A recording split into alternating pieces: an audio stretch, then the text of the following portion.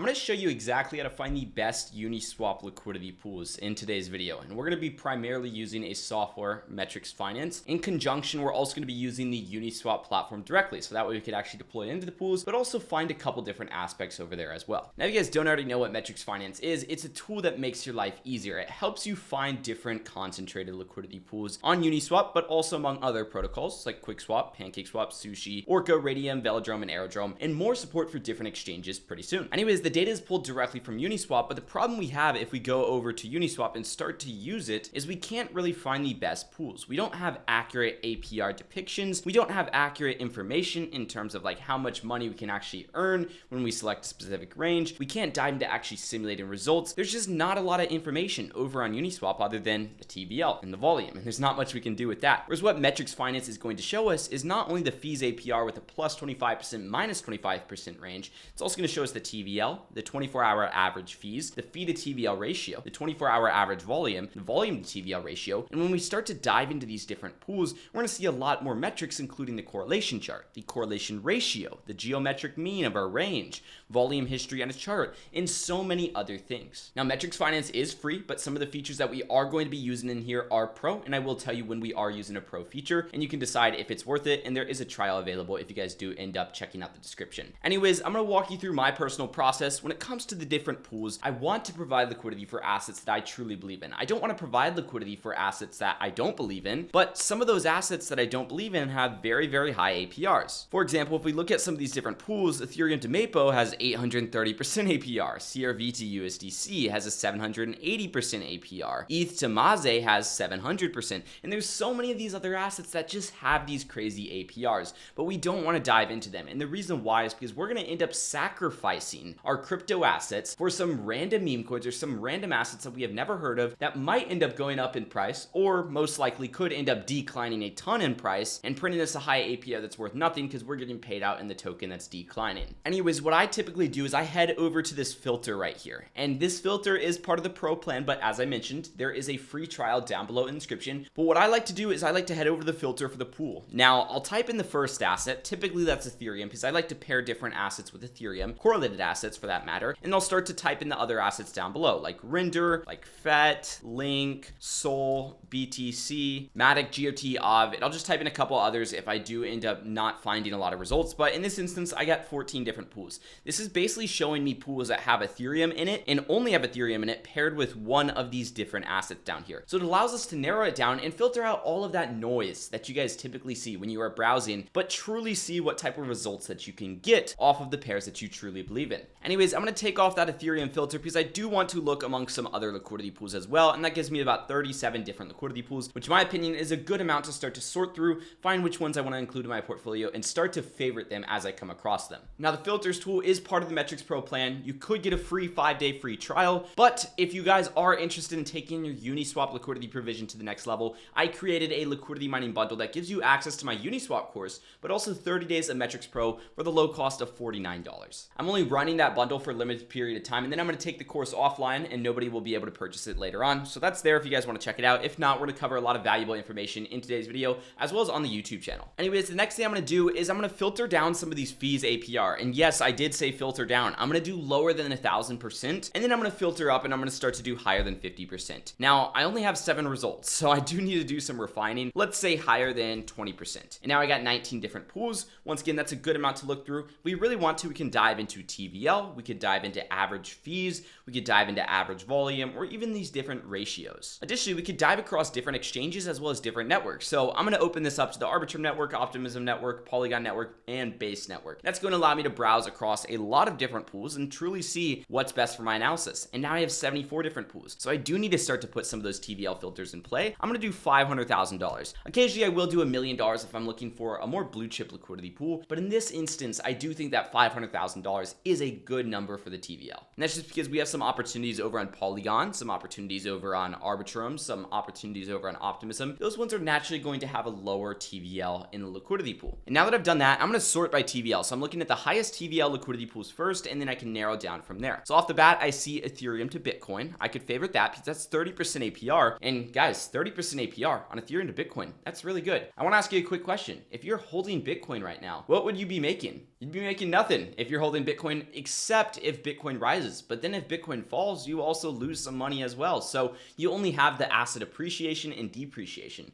Whereas if you're in this liquidity pool and you're earning passive income on your cryptocurrency assets, you're printing an additional APR. You're combating crypto inflation, but also US dollar inflation. Anyways, I've been providing liquidity for about the past 4 years of my life, and I'd say that's a pretty solid return on Ethereum to Bitcoin. Typically, it's around 20%. The only reason why it's higher at 30% right now is because there's more trading activity. Next position I'm going to dive into is Ethereum to Link. I'm going to favorite this. I'm also going to dive into some of these other high yield ones like Ethereum to Render or even Ethereum to FET. Now, keep in mind, we haven't adjusted our range yet. This is assuming a plus 25%, minus 25% range. When we start to narrow down on that range and do maybe plus 10, minus 10 or plus 5, minus 5, that's where we're going to get a substantially higher APR, and we're truly going to be able to earn some really great passive income on our liquidity pools. I also see Matic to USDC.E that's doing 62%. A lot of people ask me, Jake, what happens if you see Matic to USDC.E doing 60% and then you see another one doing 80%? Well, you always want to go for the one doing the higher return, but also you want to find a balance and make sure that it has a decent TVL and it's not super low TVL. And the volume also needs to be consistent, because it's only doing a crazy APR for a day and then it completely drops off a cliff. What's the point in deploying? There's no point in deploying because it's not going to print you consistent passive income that you could potentially live off of. Anyways, I see more Link to Ethereum opportunities. I just want to make sure I favor at least one of these. And the reason why is because there's a tool on Metrix that I can use later on to make sure that I have the best selection for that liquidity pool. Like we could go look at all Bitcoin to USD options later on by using that tool on Metrix. Now off to Ethereum over here. It's doing 99% APR. That's pretty solid in my opinion. I see Matic to USDC doing roughly 120%. Once again, we already saw some Matic to USDC opportunities, but we'll favorite that one as well. And now that we got like 8 different pools favorited, we can start to narrow these down. We could start to remove duplicates,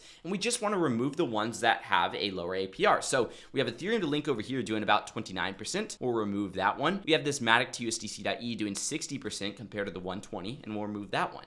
Now we have 6 different liquidity pools that we can dive into and start to simulate their actual results. Anyways, now that I've showed you how to find these different positions for assets that you already know, that you truly believe in and have solid fundamentals, I'm going to show you how you can actually start to discover some of those assets, but also just discover different liquidity pools and then dive into the assets. Now, why might you want to do this is if you're looking for new assets to include in your portfolio that have good fundamentals, but also a good APR. But the thing is, you need to make sure that you're factoring out the APR in your mind when you're looking at the fundamentals of the asset, because the last thing that you want to do, and believe me, I've seen this time and time again with people that I work with, they go in and they see these super high APRs for these random assets, like, oh, it's doing a high APR, it has solid fundamentals, and then it turns out that it was just a bunch of baloney on the website and that they don't actually have solid fundamentals, and then the assets decline a ton and they don't end up making any money. Yes, they end up making some yield, but what's making 10%, 15%, 20% per month if you're being paid out in an asset that's declining 30, 40, 50% per month? It does not net out and the math does not make sense. And ultimately, that's what all this is. It's all math at the end of the day. Now, might I suggest when you're looking across these different networks as well as exchanges,